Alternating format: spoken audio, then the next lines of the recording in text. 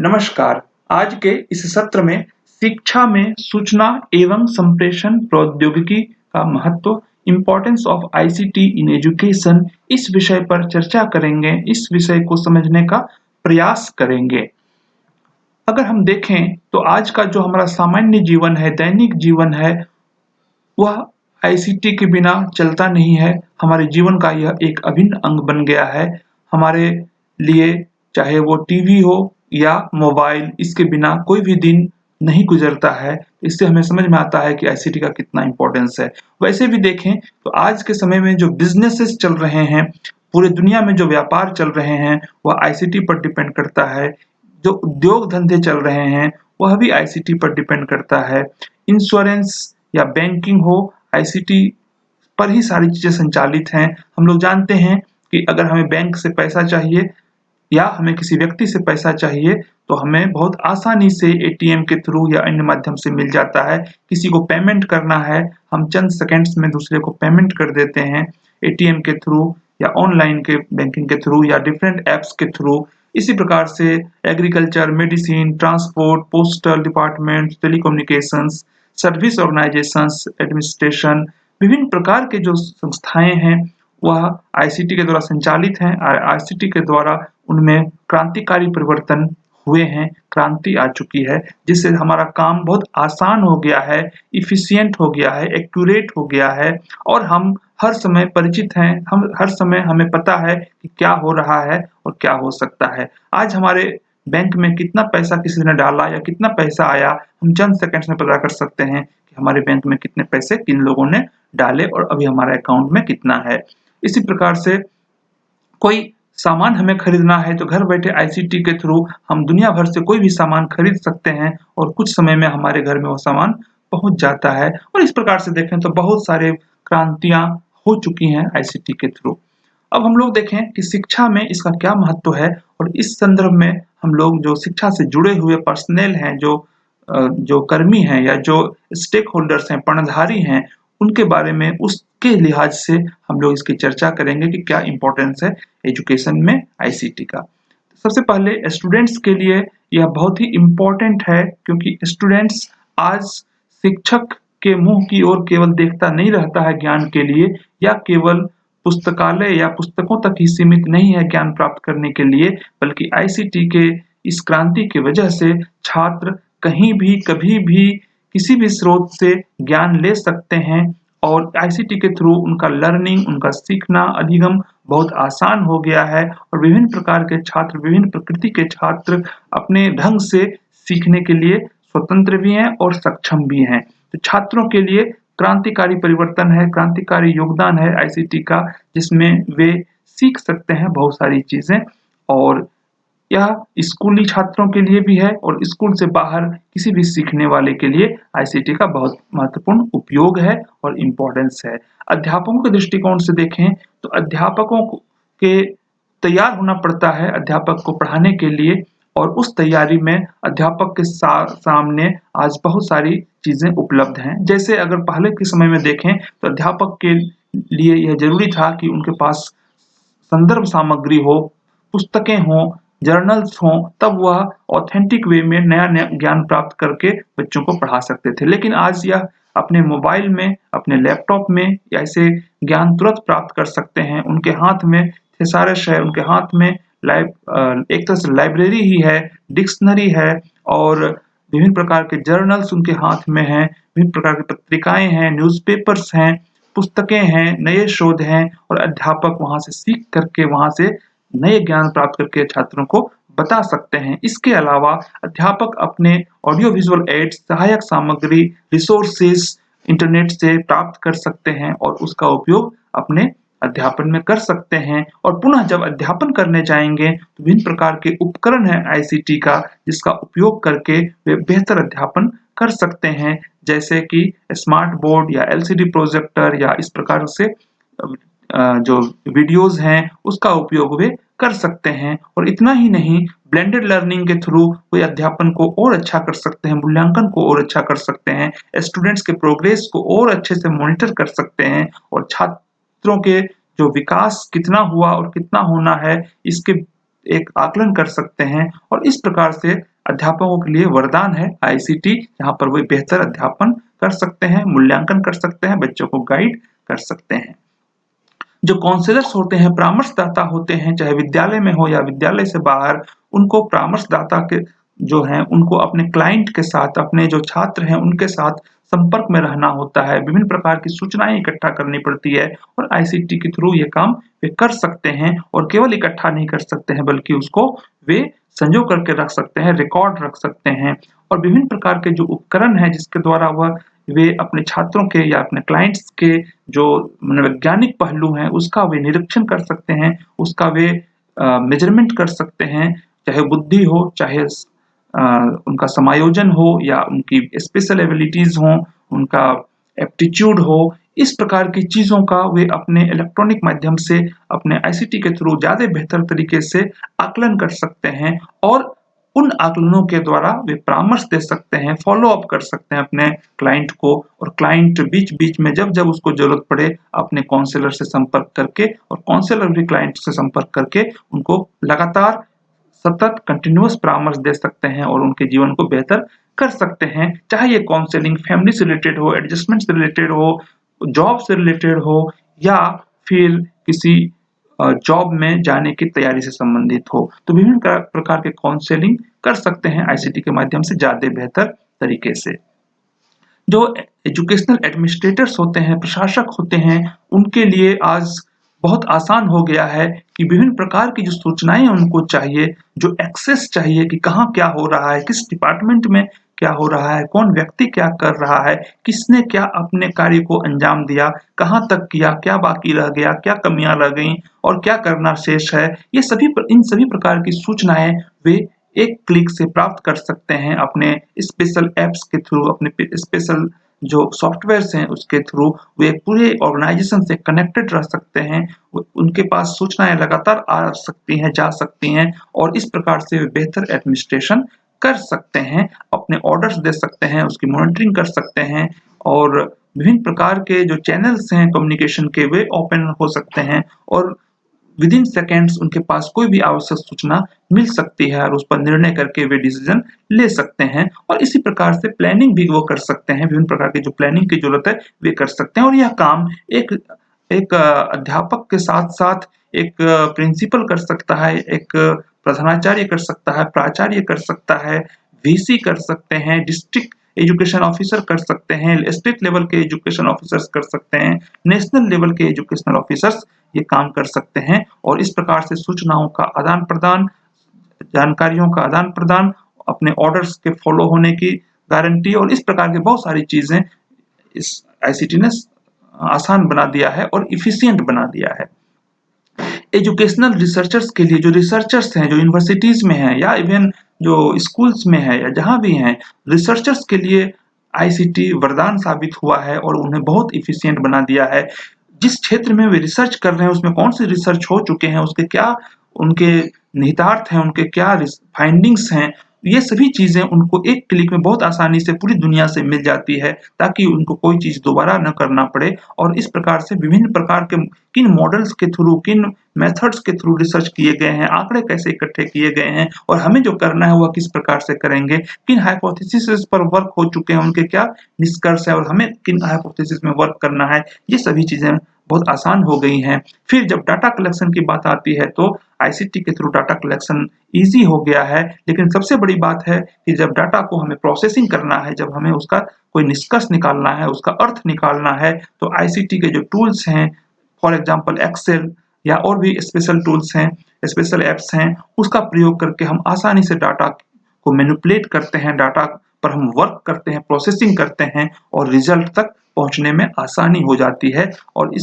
इतना ही नहीं, जो विशेष रिसर्च है साइंस के उसमें हम एक्चुअल रिसर्च करते हैं तो बहुत सारी सामग्री की ज़रूरत पड़ती है, बहुत सारे रिस्क फैक्टर्स होते हैं, बहुत सारी तैयारी की ज़रूरत पड़ती है। लेकिन आज ऐसे सॉफ्टवेयर्स हैं जिसके थ्रू हम सिम्युलेटेड कंडीशंस में बहुत सारी रिसर्च कर सकते हैं और केवल बाद में जब हम वहाँ पर रिसर्च कर लेंगे, बहुत सारी फाइंडिंग्स मिल जाएँगी, तो बाद में हम फिर एक्चुअल रिसर्च करेंगे, जो फील्ड में होगा, जो लैबोरेटरी में होगा। लेकिन इसके पहले हम सिम्युलेटेड कंडीशंस में अपने ऐप्स में, अपने सॉफ्टवेयर्स में कर सकते हैं और निष्कर्ष निकाल सकते हैं और इस तरह से रिसर्चर्स के लिए ये बहुत आसान हो गया है और फिर अपने रिसर्च के जो भी फाइंडिंग्स हैं उसको पूरी दुनिया को प्रेषित करना ताकि कोई भी उसका लाभ ले सके, चाहे कोई एडमिनिस्ट्रेटर हो या फिर कोई रिसर्चर हो। इसी प्रकार से जो पेरेंट्स हैं वो अपने जो छात्र हैं, जो अपने बच्चे हैं, उनकी मॉनिटरिंग ज़्यादा अच्छे से कर पाते हैं आईसीटी के थ्रू, चाहे स्कूल से संपर्क की बात हो, स्कूल से कम्युनिकेशन की बात हो, स्कूल में बच्चों के अटेंडेंस की बात हो। पेरेंट्स आज अवेयर हैं कि बच्चा अटेंड किया स्कूल या नहीं किया, निकला तो कब निकला, इस प्रकार की चीज़ें उनको आसानी से पता चल जाती हैं और बच्चे का परफॉर्मेंस क्या चल रहा है यह भी उनको पता चलते रहता है। जो एम्प्लॉयर हैं, जो नियोक्ता हैं, उनके लिए भी ये बहुत अच्छा हो गया है आईसीटी के थ्रू। वे एक तो जिस संस्थान से बच्चा गया है उस संस्थान की क्या स्थिति है, उसकी रैंकिंग क्या है, उसके करिकुलम क्या है, वो क्या चीज़ एम्फेसाइज कर रहा है, उसका स्टेटस क्या है, वहाँ पर प्रोफेसर्स कैसे हैं, ये सभी चीज़ें नियोक्ता बहुत आसानी से जान सकता है कि जो बच्चा, जो व्यक्ति हमारे सामने नियोजन के लिए आया हुआ है, एम्प्लॉयमेंट के लिए आया है, इसकी पृष्ठभूमि के जो संस्थान है वह क्या है और इसके साथ ही उसकी जो डिग्री है वो एक क्लिक में देख सकता है कि इसकी डिग्री वैलिड है या नहीं है। तो इस प्रकार से नियोक्ता के लिए भी आज आसान हो गया है कि कोई फर्जी डिग्री लेके तो नहीं पहुंच गया है या जिसने बहुत अच्छे संस्थान से नहीं किया है या अच्छे संस्थान से किया है, उसको भी वो देख सकता है, जान सकता है उसके रैंकिंग के थ्रू, उसके जो नेक एक्रेडिशन उसके थ्रू, जो नेशनल इंटरनेशनल रैंकिंग है उसके थ्रू वे जान सकते हैं और उसके आधार पर वे निर्णय ले सकते हैं कि हम किसी को नियोजन देना है या नहीं देना है। इस प्रकार से देखें तो विभिन्न प्रकार के जो स्टेक होल्डर्स हैं एजुकेशन से रिलेटेड, सभी को बहुत ही ज़्यादा इफिशिएंट बना दिया है, बहुत ज़्यादा उन्हें सक्षम बना दिया है, दक्ष बना दिया है और प्रभावी बना दिया है आईसीटी ने। अब हम लोग कुछ दूसरे तरीके से देखें कि इसका क्या महत्व है। एजुकेशन सिस्टम होता है उसको हम लोग 3 पार्ट्स में करते हैं। एक फॉर्मल एजुकेशन, दूसरा नॉन फॉर्मल एजुकेशन, तीसरा इनफॉर्मल एजुकेशन। फॉर्मल एजुकेशन उसे कहते हैं जो कि औपचारिक शिक्षा होती है, जो विद्यालयों महाविद्यालयों में दिया जाता है, विश्वविद्यालयों में दिया जाता है या आयोजन किया जाता है। जो औपचारिक शिक्षा है उसको रिवोल्यूशनाइज किया है, उसको रूपांतरित किया है आईसीटी ने स्मार्ट बोर्ड के थ्रू, ब्लेंडेड या हाइब्रिड लर्निंग के कंसेप्ट के थ्रू, एलसीडी प्रोजेक्टर के थ्रू, कंप्यूटर्स के थ्रू और इस प्रकार से विभिन्न प्रकार के जो उपकरण हैं उसके द्वारा फॉर्मल एजुकेशन में क्रांति आई है। ब्लेंडेड लर्निंग या हाइब्रिड लर्निंग एक स्पेशल कंसेप्ट है जहां पर जो ट्रेडिशनल कंसेप्ट है टीचिंग लर्निंग का और जो ऑनलाइन या मॉडर्न कंसेप्ट है, ऑनलाइन कंसेप्ट है टीचिंग लर्निंग का, दोनों को मिक्स किया जाता है अलग अलग अनुपात में और कुछ चीजें हम फेस टू फेस ट्रेडिशनल तरीके से अध्ययन अध्यापन करते हैं, कुछ चीजें हम ऑनलाइन अध्ययन अध्यापन करते हैं, कुछ चीजें हम मिक्स कर लेते हैं और इस प्रकार से हम अपने कोर्स को बेहतर ढंग से पूरा करते हैं। स्मार्ट बोर्ड भी हमारे लिए बहुत महत्वपूर्ण हो गया है, एलसीडी प्रोजेक्टर है और इसके अंतर्गत हम विभिन्न प्रकार के उपकरणों का प्रयोग फॉर्मल एजुकेशन में करते हैं। इसके अलावा एडमिनिस्ट्रेटिव बात तो हो ही गई है, तो इस प्रकार से जो टीचिंग लर्निंग प्रोसेस है फॉर्मल एजुकेशन में उसमें बहुत ज्यादा क्रांति एलसीटी के थ्रू आया है। नॉन फॉर्मल एजुकेशन उसे कहते हैं जो ओपन स्कूल या ओपन यूनिवर्सिटी होते हैं। ऑनलाइन कोर्सेज भी हम नॉन फॉर्मल एजुकेशन में कह सकते हैं। तो आईसीटी के आने से पहले जो डिस्टेंस कोर्सेज होते थे उसकी बहुत सारी परेशानियां थी, लेकिन जब आईसीटी आज हमारे सामने है तो ओपन यूनिवर्सिटी या ओपन स्कूल्स बहुत आसानी से बहुत अच्छे से कार्य कर रही हैं, चाहे एडमिशन की प्रोसेस हो, सिलेबस देने की बात हो, कंटेंट देने की बात हो, कंटेंट को समझाने की बात हो, काउंसलिंग की बात हो, एग्जाम लेने की बात हो और इस प्रकार से विभिन्न प्रकार के जो चीजें हैं, असाइनमेंट सबमिशन और विभिन्न प्रकार के जो क्रियाकलाप हैं वो आईसीटी के थ्रू बहुत ही ज्यादा इफिशियंट हो गया है और बच्चा या स्टूडेंट ज्यादा अच्छे से वहां से सीख रहे हैं। तो इसमें जब हम ऑनलाइन को इंक्लूड कर देते हैं, जब वर्चुअल लर्निंग को हम इंक्लूड कर देते हैं और जब आईसीटी के विभिन्न टूल्स हम यूज करते हैं तो नॉन फॉर्मल एजुकेशन में भी क्रांति आ गई है और यह बहुत ही अच्छा संकेत है। नेक्स्ट जो एजुकेशन आता है सिस्टम में वो है इनफॉर्मल एजुकेशन, अनौपचारिक शिक्षा, जहां पर औपचारिक या निरौपचारिक की तरह कहीं भी कुछ भी तय नहीं होता है, बल्कि बच्चा या व्यक्ति स्वतंत्र ढंग से अपने परिवार में अपने आसपास के माहौल से सीखता है और अपने जो ट्रेडिशनल सोसाइटी है, जो ट्रेडिशनल वे है वो तो है ही है, लेकिन आज व्यक्ति इंटरनेट के माध्यम से, टीवी के माध्यम से और विभिन्न प्रकार के जो एप्स हैं या जो संसाधन है उसके माध्यम से, जैसे यूट्यूब एक बड़ा प्लेटफॉर्म है जहाँ से व्यक्ति बहुत कुछ सीखता है। ई बुक्स हैं, ई पेपर हैं, ब्लॉग्स हैं और विभिन्न प्रकार के प्लेटफॉर्म्स हैं, ऐप्स हैं, जिसके द्वारा आज हम अपने मनचाही जानकारी को प्राप्त कर सकते हैं और विभिन्न प्रकार की मीडिया में प्राप्त कर सकते हैं। केवल रिटन वर्ड्स में नहीं बल्कि विजुअल में हम उसको प्राप्त कर सकते हैं। तो हमारे लिए, व्यक्ति के लिए अनौपचारिक शिक्षा में भी क्रांति आ गई है आईसीटी के थ्रू। और व्यक्ति चाहे वो घर की महिला हो, चाहे छोटा बच्चा हो या कोई ड्रॉप आउट हो, स्कूल से जो बाहर निकल गया है, कोई रिटायर्ड पर्सन हो या बेरोजगार हो, वो अपने स्किल को, अपने ज्ञान को, अपने क्षमताओं को इस इनफॉर्मल प्लेटफॉर्म के थ्रू वह बहुत कुछ शार्पन कर सकता है, सीख सकता है, अपने लैंग्वेज को इम्प्रूव कर सकता है, नया लैंग्वेज सीख सकता है और अपने कोई स्किल को सीख सकता है और विभिन्न प्रकार की सामग्रियों का उपयोग करते हुए अपने को बेहतर कर सकता है। तो इस प्रकार से अगर हम देखें, फॉर्मल, नॉन फॉर्मल, इनफॉर्मल, इन तीनों ही विधाओं में आईसीटी ने महत्वपूर्ण योगदान किया है हमारे as a teacher, as a member of society, as a learner, हम सभी को महत्वपूर्ण योगदान दिया है आईसीटी ने और ये रोज क्रांति कर रहा है। अब हम लोग देखें कि कुछ सीखने सिखाने के पहलुओं में आईसीटी का क्या इंपॉर्टेंस है। तो जो ट्रेडिशनल व्यू है या मेथड है हमारे पढ़ने पढ़ाने का, टीचिंग लर्निंग का, वह चेंज हो गया है आईसीटी के थ्रू। टीचर्स जो पहले होते थे वो ब्रॉडकास्ट करते थे, ब्रॉडकास्ट मॉडल ऑफ लर्निंग, मतलब वो क्लासरूम में खड़े हुए और ज्ञान को वांच दिए, ज्ञान को बता दिए और उनका काम खत्म हो गया। लेकिन आईसीटी के थ्रू अब इंटरैक्टिव लर्निंग को वरीयता मिल रही है, इंटरेक्शन ज्यादा हो रहा है, बच्चे आपस में किसी प्लेटफॉर्म पर, सोशल मीडिया के प्लेटफॉर्म पर या डिफरेंट एप्स के प्लेटफॉर्म में अधिक इंटरेक्शन करते हैं, अधिक अंतःक्रिया करते हैं। छात्र और जो टीचर हैं उनके बीच में भी अंतःक्रिया के अवसर बढ़ गए हैं। क्लासरूम में तो जो है सो है ही है, क्लासरूम के बाहर आईसीटी के टूल्स के थ्रू इंटरेक्शन अब ज्यादा संभव है। और वैसे स्टूडेंट्स भी जो शाई होते हैं, जो शर्मीले होते हैं, क्लास में वो सीधे सीधे इंटरेक्शन नहीं करते हैं, लज्जावश कि पता नहीं हमारा आंसर सही होगा कि नहीं होगा, हमारे कहने पर कोई हंस तो नहीं देगा, वह भी ऑनलाइन प्लेटफॉर्म में इंटरेक्ट करता है, खुल के करता है, अच्छे से करता है, जवाब देता है। और यह जो इंटरेक्शन है, क्वेश्चन आंसर है, यह ज्यादा अच्छे से हो पाता है आईसीटी के बदौलत। इसी प्रकार से टीचर सेंटर्ड इंस्ट्रक्शन जो है, अनुदेशन, शिक्षक केंद्रित, यह चेंज हो गया है लर्नर सेंटर्ड इंस्ट्रक्शन में। जो छात्र केंद्रित अनुदेशन है, छात्र केंद्रित शिक्षण है, उसमें बदल गया है। अब छात्र के अनुसार ज्यादा चीजें बनाना आसान हो गया है, वो अपने गति से सीख सकें, अपने तरीके से सीख सकें, अपने पर आत्मनिर्भर हो सकें, सेल्फ डायरेक्टेड हो सकें, सेल्फ मोटिवेटेड हो सकें और इस प्रकार से अपने नॉलेज और स्किल्स को सीख सकते हैं। तो यह आईसीटी ने सक्षम किया है हमें, यह आईसीटी का योगदान है कि हम ऐसा अब ज्यादा अच्छे से कर पा रहे हैं। इस तरह से टीचिंग से लर्निंग में शिफ्ट कर गया है हमारा इम्फेसिस। हम अब टीचिंग पर इतना बल नहीं देते हैं बल्कि लर्निंग पर बल देते हैं और इसमें हम ज्यादा इंटरेक्टिव सिचुएशंस पैदा करते हैं, एनवायरनमेंट पैदा करते हैं और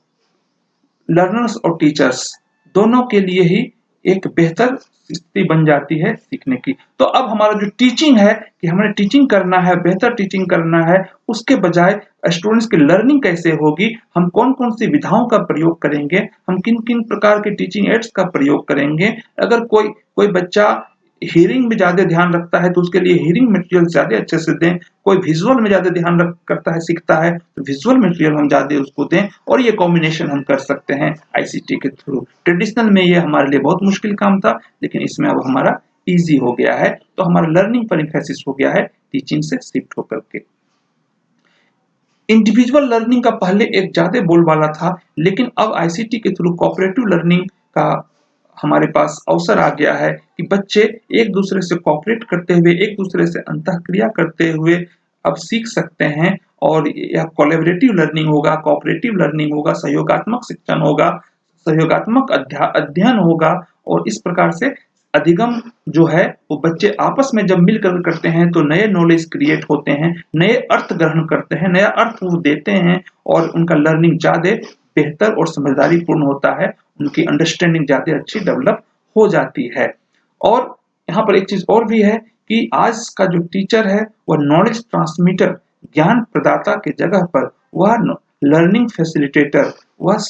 अधिगम सुगम करता है, अधिगम सुगम हो जाए ऐसा करने वाला व्यक्ति है। और नॉलेज के कैसे प्राप्त होगा इसको गाइड करने वाला व्यक्ति है, वो निदेशक है। नॉलेज नेविगेटर है, वह नॉलेज कहाँ से कैसे मिलेगा, किस प्रकार का नॉलेज है वह बताता है। और वह एक्टिव को लर्नर है, वह लर्निंग सिचुएशंस में वह भी एक को लर्नर है। वह एक टीचर की हैसियत से नहीं कि हमारे पास अगाध ज्ञान है और उसको मुझे बांटना है, ऐसा नहीं, बल्कि कैसे सीखा जाए उसमें बच्चों के साथ मिल करके वह कार्य करता है ताकि बच्चे के सीखने में वह सहायक हो सके। तो यहाँ पर फिर हम लोग देखते हैं कि बच्चे और स्टूडेंट्स और टीचर्स सभी मिल करके सीखने सिखाने का कार्य कर रहे हैं। यह कॉपरेशन के थ्रू, कोलैबोरेशन के थ्रू बेहतर लर्निंग बच्चों में हो पाती है। और शिक्षक की भूमिका अब ज्ञान देने की नहीं रह गई है, क्योंकि ज्ञान तो अब बच्चा कहीं से भी प्राप्त कर लेगा। उसको केवल स्रोत बता दिया जाए ऑथेंटिक नॉलेज का, वहां से वो प्राप्त कर लेगा। अब शिक्षक का कार्य है कि उसको मोटिवेट करना, उसको फैसिलिटेट करना, उसकी शंकाओं को दूर करना और वह कोई गलत ज्ञान प्राप्त न कर ले इससे उसको बचाना। बस इतना कार्य रह गया है। तो शिक्षक की भूमिका भी बहुत बदल गई है आईसीटी के वजह से। अब हम लोग देखें एक विशेष कॉन्टेक्स्ट में कि इसका क्या इंपॉर्टेंस है। आज के सिचुएशन में पिछले 30 40 50 साल में विशेष करके और दिनों दिन यह बढ़ता जा रहा है, और वह है हमारा एक situation, knowledge explosion and population explosion. Knowledge में, ज्ञान में विस्फोट हो रहा है और जनसंख्या विस्फोट भी हो रहा है। जनसंख्या विस्फोट में होने की वजह से हम औपचारिक साधनों के द्वारा हम जितना शिक्षा देना चाहिए, जितना शिक्षा का प्रसार होना चाहिए, क्वालिटी एजुकेशन सभी तक पहुंच सके, यह मुश्किल हो गया है। क्वालिटी एजुकेशन फॉर्मल एजुकेशन के थ्रू, ट्रेडिशनल एजुकेशन के थ्रू, परंपरागत शिक्षा व्यवस्था के द्वारा हम सभी लोगों में नहीं कर पा रहे हैं, अच्छे से नहीं कर पा रहे हैं। तमाम विसंगतियां हैं, तमाम कमियां हैं। तो एक तरफ तो पॉपुलेशन एक्सप्लोजन की वजह से हम अपने पॉपुलेशन को, अपने शिक्षा प्राप्त करने वाले संवर्ग को हम एजुकेट नहीं कर पा रहे हैं सही प्रकार से। दूसरे तरफ नॉलेज एक्सप्लोजन हो रहा है, ज्ञान में रोज वृद्धि हो रही है, विस्फोट हो रहा है। इस ज्ञान में के विस्फोट में एक तरफ तो आईसीटी कारण है कि आईसीटी की वजह से ज्ञान में विस्फोट ज्यादा तेजी से हो रही है। लेकिन ज्ञान में विस्फोट होने की वजह से जो हमारा लर्निंग सोसाइटी है, जो हमारे सीखने वाले लोग हैं, उनको नए नए ज्ञान को प्राप्त करने की अधिक आवश्यकता हो गई है। और जो नए ज्ञान प्राप्त करने की जरूरत है, उसको ट्रेडिशनल एजुकेशन, परंपरागत व्यवस्था उसको पूरा नहीं कर पा रही है। नॉलेज एक्सप्लोजन की वजह से आज जो व्यक्ति है स्कूल से शिक्षा प्राप्त करके निकला, वह 2 साल नहीं बीता, उसकी शिक्षा पुरानी हो गई। अब उसको कुछ नया सीखना है, उसको जॉब पाना है तो कुछ और स्किल सीखना है, उसको जॉब पाना है तो कुछ और नॉलेज सीखना है, कुछ और चीजें उसको धार देनी है। और यह काम ट्रेडिशनल एजुकेशन के थ्रू नहीं हो सकता। तो रोज रोज हमें सीखना है नॉलेज एक्सप्लोजन के वजह से। अभी हम लोग देखें कि बहुत सारे लोग बेरोजगार हो गए हैं अचानक एक कोरोना के वायरस की वजह से। इस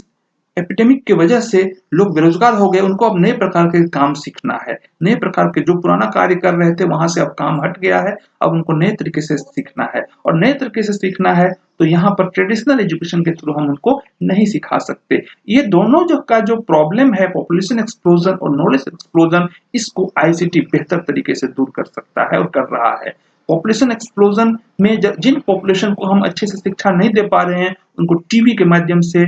जो चैनल्स हैं अपने इंटरनेट के, उन चैनल्स के माध्यम से, टीवी के माध्यम से, सोशल मीडिया के प्लेटफॉर्म से और विभिन्न प्रकार के द्वारा हम उनमें नॉलेज को प्रसारित कर सकते हैं, उनको सिखा सकते हैं, उनको हम शिक्षित बना सकते हैं। बहुत हद तक एक कॉम्बिनेशन के थ्रू, जिसमें कुछ ट्रेडिशनल पार्ट्स हों, कुछ ऑनलाइन पार्ट्स हों, और इस प्रकार से हम अपने बच्चों को सिखा सकते हैं थोड़े बड़े हो जाने के बाद। तो उनको हम मुहैया कर सकते हैं जो दूर दराज में है, पहाड़ों में है, गाँव में है, रेगिस्तान में है, वो वहां से भी ऑनलाइन एजुकेशन प्राप्त कर सकते हैं। दूसरी तरफ जो नए वर्ग हैं, जो नया पॉपुलेशन है, जिसको रोज नए नॉलेज की जरूरत है, पुराने को छोड़ना है, नए को सीखना है, यह भी ऑनलाइन के थ्रू हो सकता है। ऑनलाइन एजुकेशन के थ्रू हम नए नए स्किल्स सीख सकते हैं, नए नए नॉलेज सीख सकते हैं, नए हमें एटीट्यूड सीख सकते हैं और वह कार्य कर सकते हैं। और जैसा कि यह कार्य हो भी रहा है। तो इन दोनों समस्याओं को और चुनौतियों का समाधान हमारे आईसीटी के पास है, और यह बहुत ही महत्वपूर्ण है। एक और चीज देखें कि नॉलेज सोसाइटी या लर्निंग सोसाइटी की हम लोग बात करते हैं, अर्थात जो